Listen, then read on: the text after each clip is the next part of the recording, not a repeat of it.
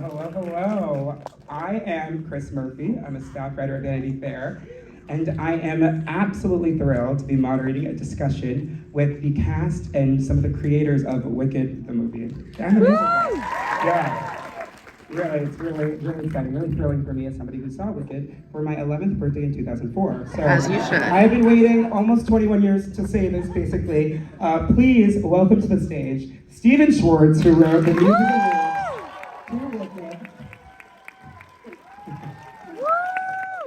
We've got executive producer Marc Platt.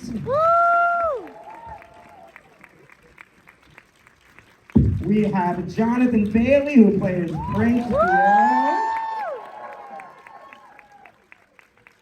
We have the one, the only, Ariana Grande, who plays Glinda, or Glinda, if you want to. Look, it's Glinda! We have the absolutely incredible Cynthia Erivo, who plays Alpha. And last and certainly not least, we have the director, Jon M. Give it up.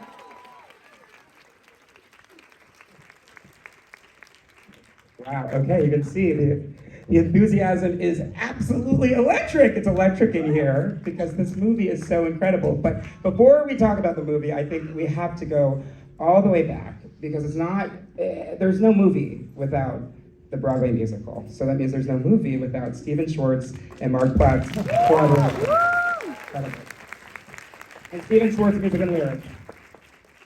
I would love to know if you can sort of take us all the way back, to the 90s, I think, when this began. When did you both realize that you had something really special on your hands? I read this book by this brilliant novel by Gregor Maguire with this great idea at the center of it. Somewhere in the late 90s and thought this would be a great movie. So I started developing it as a film, because I'm a film producer as well as a Broadway producer, and I thought this is so cinematic, wants to be on film. And I wasn't happy with the screenplay. Then one day, this genius of a man called me and said, I know you have the rights to Wicked and you're developing it as a film. I think it should be a stage musical first. And thank goodness I listened to him. Over to Steve. Mark is going to tell the story. I heard about the book from a friend of mine in a very random way. She just said, she told me the title and the idea. And immediately, all the hairs on my arm stood up, and I thought, what a genius idea. And it just feels like it should be a musical, and it's so much in my territory in terms of the themes. So then I found out, of course, that the rights were sold to a movie company, and I thought, this is a hopeless adventure because this is never going to happen, but I'm going to try and go and talk the movie company into not making a movie and starting with a stage musical. But I was very lucky because this was the gentleman running the movie company at the time. And so I walked into Mark's office with great trepidation and very enormous pessimism. And before I said anything, he sang. Did you sing Corner of the Sky? Corner of the Sky. Wow! Give us 50 bars. So I knew that maybe I had a receptive audience there. Oh, that's incredible. I'd love to see your Corner of the Sky one day, Mark. I will say. Mark really sings, by the way. I saved that for my children. That is so fair. Are we not part of that family now? The Von Platts. Dad. Oh, that's incredible. That's amazing. And I think the collaboration, it's so special, and that is so, finding two people who just gel and have such amazing chemistry, as you both did, is so important to create a work of art. And so that brings me to Jon M, which I should have said at the top, he just welcomed his 5th child last week. I was going to say, he still has the hospital band on. Yeah. That's Wife's still waiting for me. You'll get there. You'll see her. But I have to know, because we've heard that Ariana and Cynthia, they didn't audition together, right? You never saw them test together. That never happened. How did you know, without any sort of chemistry read, that they not only were obviously perfect for the parts, but would be perfect together? Because they took these roles from my hands. They literally entered the room, and we've been searching for a while, and bit by bit just took the whole thing, and you were like, there was no other choice for a Galinda when you see Ariana Grande do this. There was no choice when she's so funny, and you're like, she's the most interesting person in the room, and she owns it so much, you're like, wow, this is gonna feel like a discovery, because I've never seen this side to her. We have no choice when Cynthia Erivo comes in jeans and a t-shirt after she sold out the Walt Disney Concert Hall, and she just sings Wizard and I. And when she sings those first words, did that really just happen? It feels like she's a little girl in a dorm room like me at USC dreaming about making movies, and it connected so deeply. There was literally no other choice. These were the people. And so the chemistry, we're like, we'll figure it out. And the first time they met, they came to my house. This is, I don't know, 8 months later. And they came to my house to meet for the first time. It's where I met a lot of people in person for the first time. This is during lockdown. And Stephen Schwartz gets on the piano and starts playing For Good. And these ladies just walk right up there, and I grab my kids, like, you're sitting right here and watching this. And as soon as their voices hit, and they were, nothing was rehearsed, I knew we had a movie. Wow, that is absolutely incredible. I would love to hear from Cynthia and Ariana. What was that first moment like, singing together in front of Stephen and John and everyone? I feel like the both of us were like, huh? What? Work? Because it's like it connected. It's a very intimate thing when you find a person that you can sing with, because it means that the both of you are willing to hear each other, and not just like listening to your own part, but you're actually intently listening to the person who's singing with you. That's more important than the sound of your own voice. When you can find a person who is willing to do that with you, you know that they're willing to like really go on a journey with you. And when that happened, I was so excited. Me too. Yeah. I was so grateful. You ruined it for everybody else. Me, you too. We're really screwed. Never singing with anyone I'm else. spoiled for life. What's gonna happen now? I don't know. But it was beautiful. It was really special. We kind of noticed the first time we sang together that when we sing at the same time, it's hard to tell who's singing what. And our vibratos kind of latched onto one another, and they sort of hold hands and loop the same way, the same speed, and you can't really explain why something like that happens, but just a really insane connection, and we were freaked out by it. We were like, what the? Wow. We all cried. The rest of us just cried. That literally sounds like magic to me. It's magic. It's so incredible. And I mean, your chemistry together, both of you, is so great. But I do have to say, the person who has the most chemistry with the most amount of people in the movie is absolutely Jonathan Bailey. I think you had a moment with every single student in Shiz at one point. So tell me, where do you get that from? How do you do it? Like, is it a Bridgerton thing? Like, how do you do that? It definitely wasn't directed, let me tell you. Okay. It just started to happen. I think we did get a note from John saying too flirty. Didn't we? Me and you. Yes. Or was it Our eight kids. movies It was our in kids. that? It was our Christmas too. Anyway, yeah, Chris Scott. I mean, it's interesting hearing this amazing story. I feel like this film is the sum of so many friendships and creative partnerships, and John has brought along a whole mini team of pals that you've worked with for so many years, and it just set an incredible tone. One of which is Chris Scott, the choreographer, and he's incredible. And I was quite late to join everyone, but I started rehearsing. I was travelling in, and I'd have a day, and then me and Chris would just work intensely. And one of the things I said is that I do just think Fierro is confident and kind enough to invite everyone to Winky Country. And so everyone should be included, especially he's got such a huge arc actually, and he represents the change that these women create, I think, around them. So to make sure that he starts off with a relish was important, and the librarian, Sharida,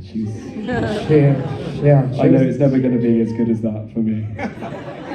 Oh, that's so fantastic. I love that we're sort of an intimate group here. I really want to sort of home in on some specific numbers. I think Dancing for Your Life is a great place to start just because it's such a big, joyous dancing number. I mean, the camera work is insane. It's amazing. And then when we get to the Honest Does Ballroom, we see Alpha absolutely shatters our hearts, our souls. So I would love to sort of talk for a second, I guess maybe starting with John, like how you conceived of that and decided to expand that from the stage version, because we do spend more time in that song than we do on the stage. Yeah, we talked all about what we needed to do in Dancing Through Life, which is all with Johnny Fiero coming in and breaking the rules for these people. So the choreography was very specific and angled and stuff before, but then as soon as he comes, he sort of loosens their joints up. And as soon as we saw Johnny dance, then we're like, okay, this is like new John Travolta coming in here, and he was fearless, jumping on the books, sliding on the book. He's so physical, and so we designed this whole. I mean, he can do that all in one, from the thing to jumping on the books, to flipping the books, to going upside. I mean, that's all him. And Wow. And then with the tornado wheel, people wanted to call it the hamster wheel for so long. I was like, let's call it the tornado wheel, please. Tornado wheel. Okay. So the tornado wheel, we knew we needed something. We're doing hints of different like Americana movies throughout this movie. Like when they come into Shiz, it's sort of like an 80s John Hughes movie. We wanted to sort of deconstruct this idea and sort of 2001, this sort of spinning thing, or Royal Wedding, however you want to see it. And the amount of work that engineering needed to do to build those three, the amount of insurance conversations I had to have, because any of those ladders could behead you. We couldn't build that until 2 weeks before we were shooting it, and then we didn't know what type of dancers to put in it. Do you need stunt people? Do you need parkour people? Do you need poppers? Do you need breakers? Like, it was like a mad rush once we got that thing to work. Wow, what did you need? I'm so curious. We got parkour. We got all of it. All but of it. parkour mainly because they could really walk on those. They had to be able to walk on those ladders. But we knew we needed to go big on that front side so that the Oztest could get as small as possible. We knew that the dynamics of Dancing Through Life had to be that, because the bigger we went, then the smaller we could go with them and go to silence and basically hand off the canvas to these two women. And that work was the two of them with Chris to just figure out how Elphaba moves. How does she make space? And is she defiant, or is she, she's been told to prove herself, been told to control her powers, or does she surrender to her power? And I loved finding that with them, because they really had it on the first time. And every time we shot it, you had to go from A to Z. We could not just cut into a piece. They had to go through all the emotions, and that was beautiful to watch. And that's all them. Wow, what was it like for you, Cynthia, filming that moment? Yeah, I mean, when we first sort of like figured out what we wanted to do, I walked in, and Chris Scott and Comfort and Will, the associate choreographers, had already choreographed something, and I watched it and thought it was wonderful, but said no thank you, because it didn't feel like Elphaba. It didn't feel like her language. It didn't feel like that's the way she would move, at least truthfully for me. So when we set to work finding out what movement felt right for her, I knew that I wanted her to be someone who could move, but she just understood movement differently.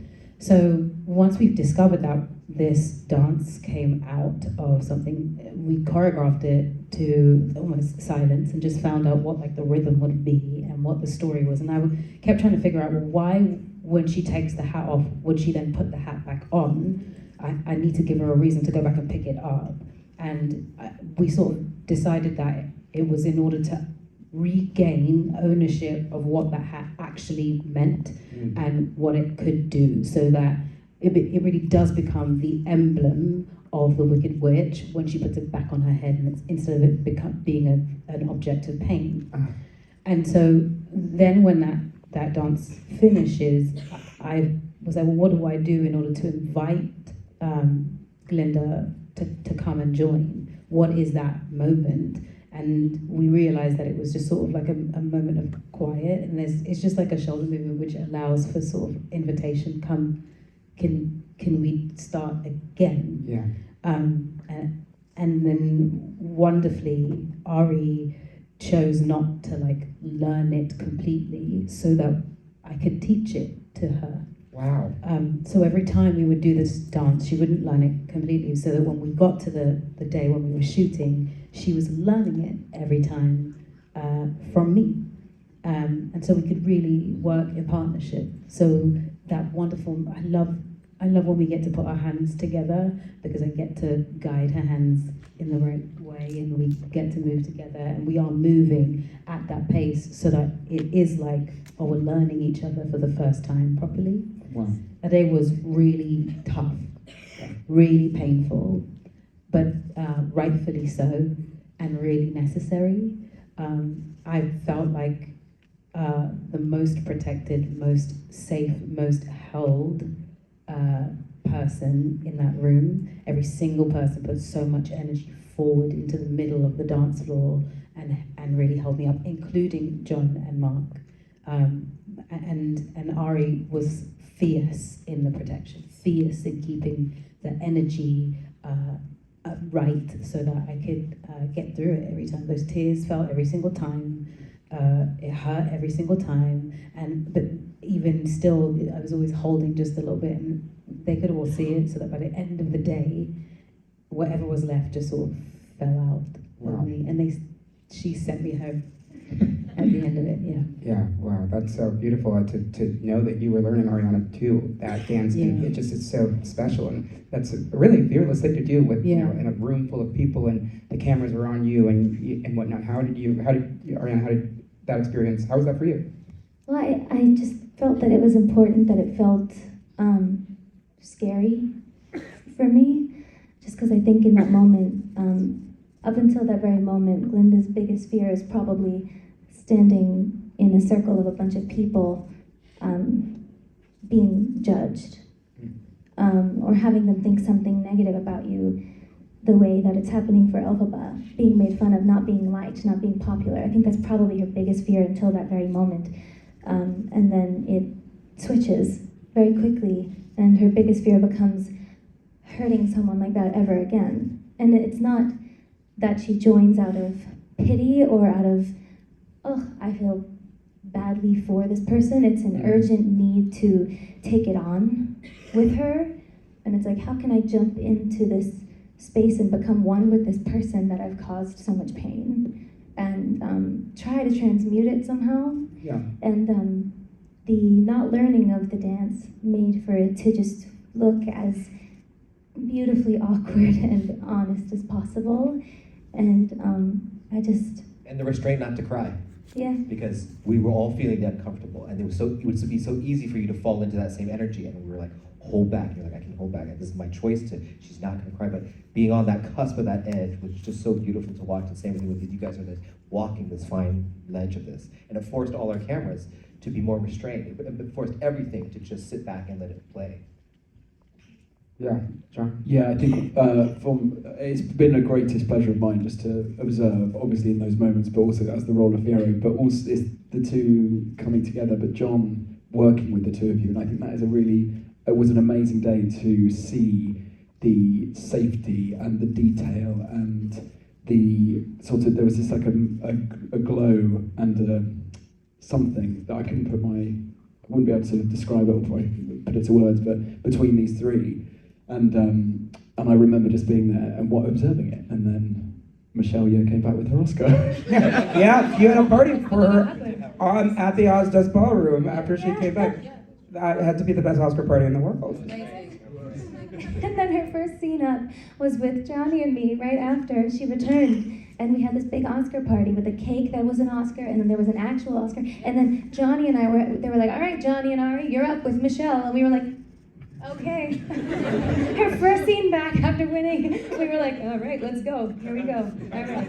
It was great. Oh my God, that's absolutely thrilling. That's absolutely crazy. That's wild. Wow. Oh gosh, I love how internal we just got, but then I also want to talk about some of the big moments, and I mean, one of the biggest, best moments is Popular. It's absolutely amazing. And comedically, and you learn some choreo there, you're kicking your face, you're singing into the heavens, it's incredible.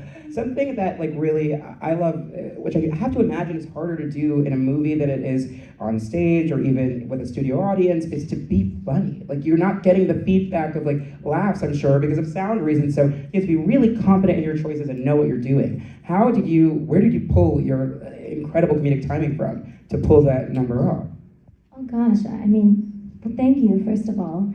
And I did hear occasionally Jon hissing, laughing under Glinda's bed, so I knew I was onto something. But no, I don't know. I mean, the funny factor is kind of not in the room. With you can't like judge it while it's happening. You just have to play it truthfully. And it felt real, so it's not really something that you're like, oh God, I hope it lands. It's just kind of what the character is doing, I suppose. I don't know, but my favorite thing about Popular Week was how much we got to play and how much Jon encouraged me to just kind of, you know, get what's written, of course, and then he was like, okay, Linda, go do whatever, you know, and I think we found some really fun things through that playfulness and the freedom to try and improv and try to make this one break.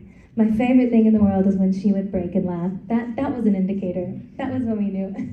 But, you know, I mean, that's very kind. I think with comedy, it's just kind of playing the truth and then hoping that, yeah, there you go. Yeah, well, it absolutely, gosh, it gets me every time. It really, and I think the pop is another amazing example of how we've expanded the world, and there's even some new music at the end of it, which I'm looking at Stephen Schwartz. How did you figure out how to sort of cinematically transform and take Popular, already a perfect musical theater song, and make it even more perfect for the screen with that brand new ending? I just wanted to build the ending more, and I played it for Ari, and Ari at first was hesitant to do that because she thought it would look as if we were just throwing something in for Ariana Grande and not for the character. But I just said, if I thought of this in 2003, this is how the song would have ended. I just didn't think of it until now. Wow. And so once Ari was confident that it was actually an authentic choice, then she did it, and brilliantly. And Ari had to be down for that. I mean, it was amazing. But then Ari, we were like, hey, if we're gonna do this ending, we gotta like up the ante. Like, we're not gonna cut. We're gonna do one take, and you're gonna do the whole thing. Every mistake, people are gonna pick apart. If you don't kick your leg up there, you gotta train for this. Are you ready? My teeth out. Can you do this? Are you willing to go there? And most actors would be like, no. Can you have one cut in the middle or somewhere? And she went for it, and that was so fun to see. It's so fantastic. I absolutely, yeah, it's incredible. Thanks for defying gravity with us here on B-Way Show at the Wicked screening in New York City. Please hit that subscribe button, like, and comment below. Toss, toss. See you at the show.